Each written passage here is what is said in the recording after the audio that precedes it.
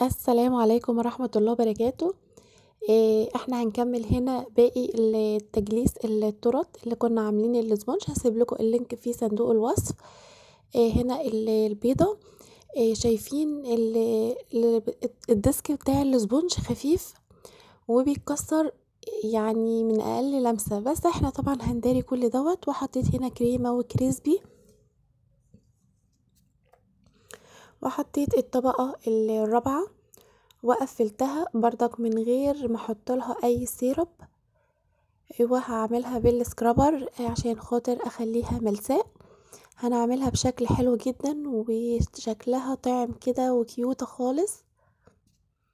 بساوي هنا بالسكرابر، معايا السكرابر بكون طبعا بحطه في مية دافية، ومعايا هنا المشرشر عشان اعمل تجزيعات من الجنب كده.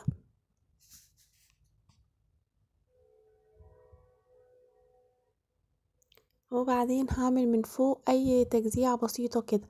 ده معايا هنا جيلي تلميع اللي هو الفراولة، بيبقى طعمه حلو جدا وبيدي شكل حلو جدا جدا.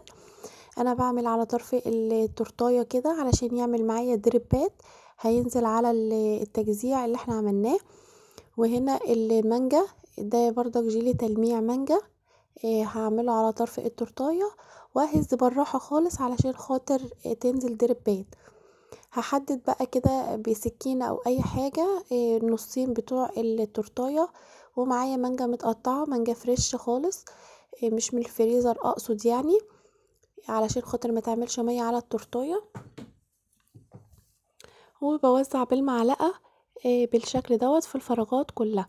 وفراولة متقطعة، الفراولة لسه بشاير وحلوة كده، حلوة كده طالعة جميلة. برضك قطعتها وحطيت في الجزء الفاضي، ومعايا جيلي تلميع شفاف وحطيت من فوق علشان الفاكهة ما تتبلش معايا، وده الشكل النهائي.